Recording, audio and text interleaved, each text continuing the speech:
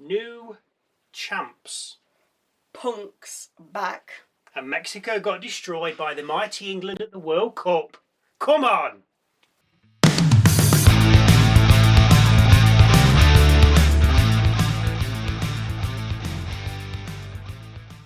Hello, welcome to Wrestle MSX, the best wrestling channel you've never heard of. I'm Michael. I'm Sally. We recap Zayn becoming WWE Champion at Night of Champions, watch Rhodes defeat Jey Uso to become the #1 contender for the title on SmackDown, and then see Sami arrive at Raw waving his title round while driving a car. When he exits said car, he crosses paths with Rhodes. He tells Cody he's going to walk out tonight still champion, with Rhodes wishing him luck. Sami then heads off, with Gunther then attacking Cody. Zayn heads back, with Gunther telling him he's a disgrace and that he's coming for him. Gunther then kicks shut the car door Sami arrived in, which smashes into Cody's head, leaving him bleeding from the ear hole. We cut to the ring and out comes the visionary Seth Rollins. Why have I got the long bit? He says Unlucky. his business is SummerSlam and the heavyweight title. He informs us that Reigns isn't here tonight, and then says that even though Reigns couldn't cut a promo or wrestle his way out of a wet paper bag, he's always going to be the guy, and it didn't sit right with Seth. He wanted to be the biggest star in the industry, and watch those dreams handed to someone else broke something inside him. He goes on, saying Reigns has to beat him to prove he's not a fraud, whereas Rollins has to beat him to prove that through hard work he can still achieve greatness. True, yeah, fair enough. LA Knight then heads out and tells Seth he and Reigns bored everyone to sleep with the same old trash. Which they do. Oh, they do. Knight's not happy that just because Seth and Reigns have history, he just gets a shot at the title. Fair point. Before then, mocking Seth and Reigns for having the same hair and beard combo. Which they do. He bemoans the fact that he was kept down by the bloodline and the vision before saying he will rise. Seth responds by saying he doesn't like him, but respects him because he works hard, and then offers Knight first shot at the title when he wins at SummerSlam. Confident. Seth then leaves the ring with Knight eating a super kick from Jimmy Uso, who crept into the ring from behind. Apologies if you can hear a noise. There's some work going on behind us, and it might be interfering with the sound. So just to let you know what that was. Anyway, backstage we see Adam Pearce arguing with Gunther and telling him the meeting's off, with Nick Aldis, back from suspension, then joining in. Gunther again says that Aldis is a failed wrestler before being ushered out the door. Aldis then turns to Pearce, saying he poached his main event, with Pearce telling him to save it as the industry is bigger than his ego. Aldis then says Pearce is doing a bad job of looking after both shows, citing what happened to Rhodes earlier. Now, Gunther keeps going on about Aldis being a failed wrestler. So are these two going to have a match at SummerSlam? Because that's twice he said it. They've had 2 interactions, and twice Gunther has referred to Aldis as being a failed wrestler. Aldis is like biting back, isn't he? Yes, and he was involved in pushing and shoving. Now, I don't know why Aldis can't wrestle. I am led to believe it is some kind of injury that stopped his career. But that doesn't mean he can't wrestle now. But with the way things are and technology these days and advanced medical practices and procedures, he may be able to have just one match as long as Gunther looks after him, which I'm sure Gunther would be able to do. We learn that Money in the Bank is October 10th, and then join Jackie Redmond in the back with the Vision. She asks Logan Paul how much pressure he feels, but just before he answers, the camera cuts to Paul Heyman. Heyman tells Breakker not to worry about putting him through the timekeepers, but he didn't take out Seth. He then tells Theory he couldn't even take out Joe Hendry, and that if he doesn't come back with something worthy of his wise man, then not to come back at all. So they're breaking up then. Probably, yeah. So first up tonight, the Street Profits versus the Vision, with Paul at ringside for the World Tag Team Championships. Ford suffered first, followed by Dawkins, but then back from the break, Ford is fully in control with a crossbody from the top, netting Ford a 2-count cover. A blockbuster nearly sees the champions retain, only for Breakker to break the cover on Theory on 2. Theory then drops Dawkins with a spinning underhook neckbreaker, with Paul then sliding in the brass knuckles. The ref sees them straight away and then gets rid of them. But while he does, he passes another set to Breaker, who doesn't use them as he's attacked by Dawkins. The knuckles, dropped by Breaker, land in the ring, where Dawkins picks them up and is about to use them on Theory. Come on, Dawkins, you're better than that. The ref is dealing with Paul on the apron, by the way. Anyway, as Dawkins is about to use the knuckles, he's low-blowed by evil Maxine Dupree. Why is she evil? Well, she's wearing all black and her hair's wet and slicked back. The very definition of evil. She's turned to the dark side. She has. Anyway, Theory then covers a fallen Dawkins, gets the 3 count, and more importantly, gets the World Tag Team titles back. Unbelievable. After the match, Dupree gives Theory a hug and a little smooch. Gross. So it's obviously on. And on comms, I don't know if it was Cole or Graves, it was like, oh, I thought that was over. How can you think it's over? Split up. How can you think it's split up when, like, it's not been confirmed they're together? I know, Come on, guys. We know you know what's happening, but stop spoiling it for everybody. Don't say we thought it was over when it's not even official. Yeah. Clearly now it is. Adam Pearce made it official. He did.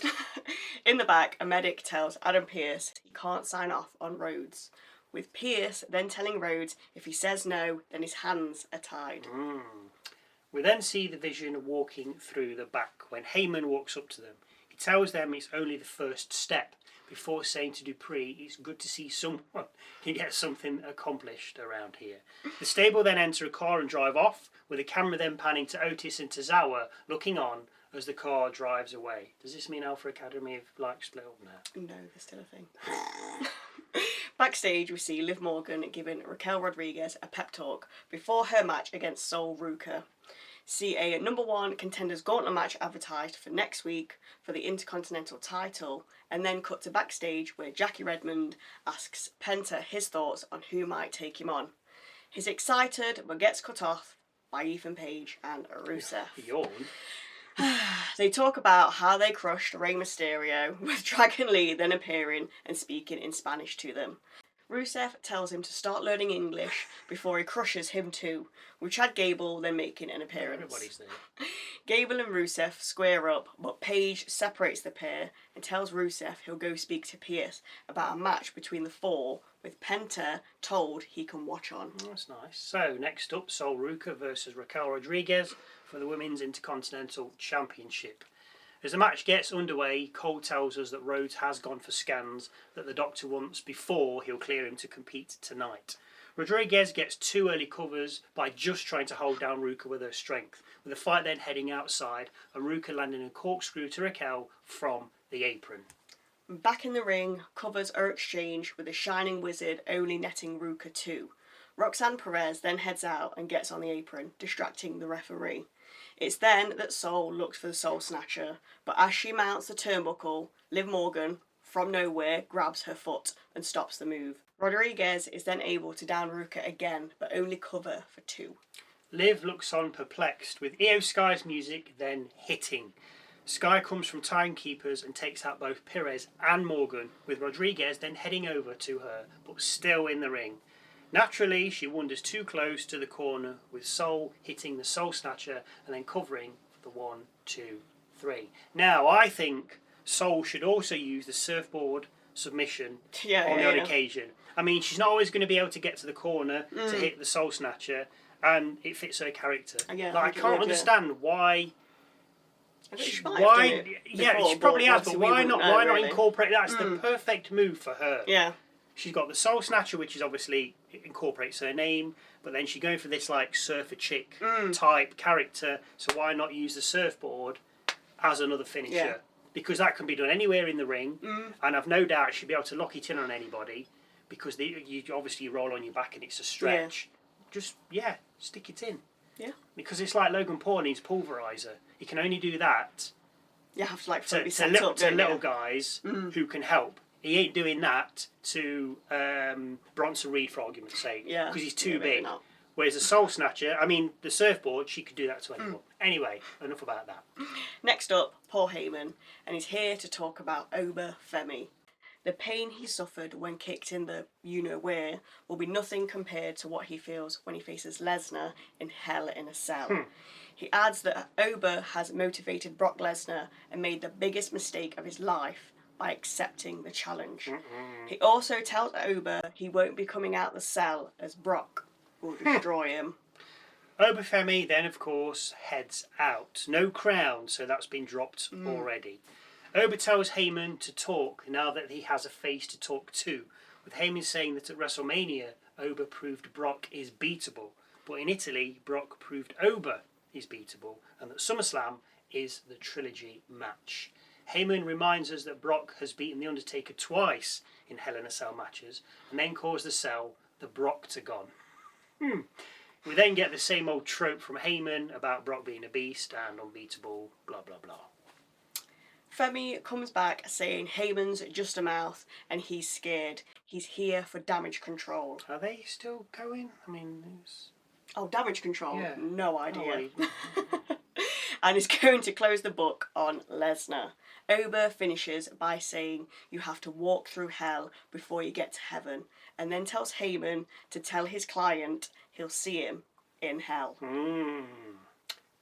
Interesting. Backstage, Redmond tells Sami that she can confirm Cody will not be able to compete tonight, with Sami saying that's terrible while smiling, and can't understand why he was defending the title on Raw and wants to figure things out on SmackDown. Well, of course you do, Sami. Adam Pearce then rolls up and tells Sami he told Chicago there'd be a title match tonight, and there will be one. He tells Sami to prepare to defend his title later because it's official. Ooh, wonder who's going to be facing. We then see some footage of El Grande Americano at the England versus Mexico match, which was on Sunday night / very early Monday morning, and see some actual footage of the game as well. Yes, they neglected to add that the Mexicans were battered and lost to the Three Lions, even after all their cheating and theatrics. Mexico, you did not deserve to go through, you cheated. Next up, Chad Gable and Dragon Lee versus Ethan Page and Rusev. The heels jump the faces before the bell, with Page then taking control of Lee. Gable heads in and saves the day, with Lee then diving out at Page and Rusev as we break. We come back to Rusev dismantling Gable, with the pair then tagging out and bringing in Page and Lee. Our tornado DDT is followed by a double stomp from the top rope and cover by Lee, with Rusev breaking the pin. Gable lands the angle slam to Page, with Lee then leaping at Rusev from the top rope. Rusev catches him and slams him before hitting the match kick and locking in the accolade. Lee taps, giving the victory to the heels, but Rusev doesn't release the hold, which prompts Gable to re-enter the ring and attack. Page then comes back, with he and Rusev then beating on Gable. Joe Hendry then heads out for the save, and does for a moment, but then succumbs to the egoplex and an accolade. We then cut to Jackie Redmond chasing after Big Jim and asking him what kind of message he was sending. He says he's stepping up for the bloodline and is now heading to SmackDown to see Solo. Just then, Knight appears from around the corner and heads straight for Jimmy, but Fatu appears from off camera and takes out LA. Jimmy then stands over Knight before heading off. I don't know where this is going to go, because at the moment, well, Knight's kind of... Knight and Solo are definitely going to come together. Oh, yes. Because Knight cannot do it on his own, No. and neither can Solo. No. We have a vignette from Bayley saying she's disappointed in Valkyria and wants to give her one last chance, adding she wants to meet her next week. Ooh, can't wait for that. With us then seeing Nick Aldis telling Adam Pearce he secured a superstar to face Sami later. We also have a vignette from JD McDonough saying he's going to mess up Danhausen at Saturday night's main event. Oh, great. Dom demands he gives them the money back and to uncurse JD. Oh, jeez. So, to the last match of the night and the main event of the evening, Sami Zayn versus CM Punk for the Undisputed WWE Championship. Who else was it going to be, really? We're in Chicago. The last real good guy gets a cheap shove-in on Punk before the match finally gets underway. Punk takes an early lead with mounted punches and then dives out the ring just as we break. Now, I did think it was going to be Punk, but then I thought, no, why would they give us what we want? Exactly. I mean, as I said, we're in Chicago. Surely it has to be Punk.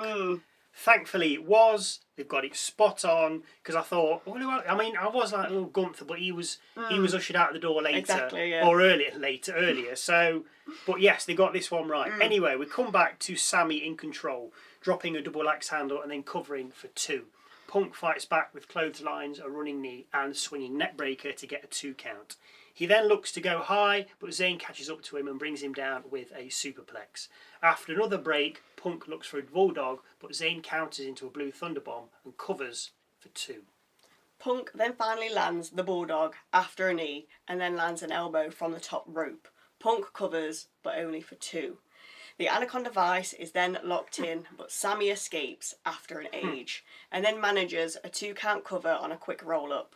The pair then exchange strikes, with Punk looking for the GTS, but Sami counters into his own GTS and lands it before covering again, but only for 2. Sami then looks for the haluva, but Punk turns it into a corner exploder before he shapes up for the haluva. He runs at Sami, but Sami ducks and lands a GTS, followed by a blue thunderbomb. The cover, 2, as Punk kicks out again. Sami then resorts to taunting Punk and slapping him, saying he's the champion now, with Punk then ending up in the corner.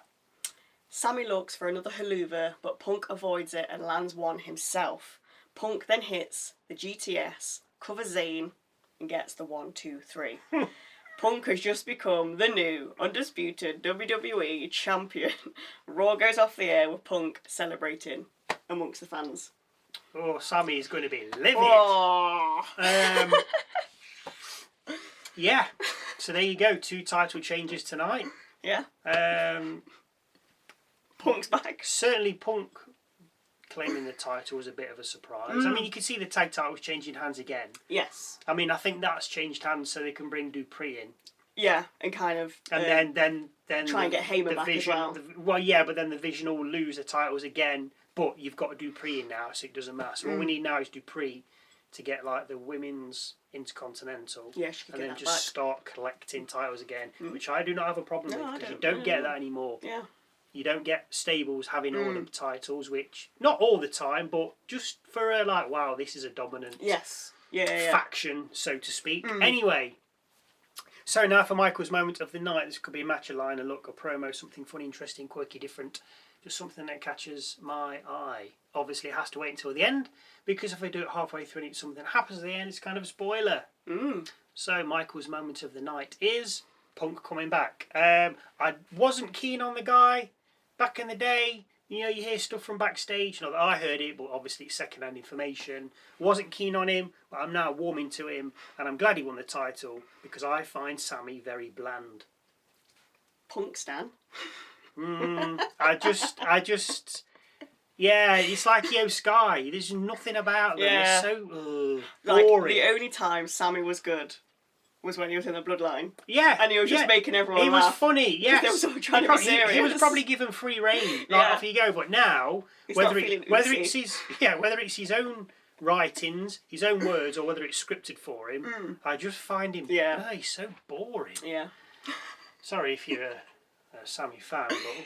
Anyway, if you have your own thoughts or views that you would like to share with us, then please do, and leave them just in the comment section down below. Also, don't forget to go and check out our Musings video, where we talk about what's been happening this week in WWE. Very good. With a new one dropping every... time. The USA score in the World Cup. Oh, yeah. They're out. Along with Mexico. Hey, why don't you get Trump to give Infantino a call to see if he can get you reinstated? Every Wednesday. Anyway, enough about that. Thank you for watching, as always. Don't forget to like, subscribe, and join our Patreon, as we don't have one. And we'll see you Wednesday for a look at this past week in WWE, and then Saturday when we take a look at SmackDown.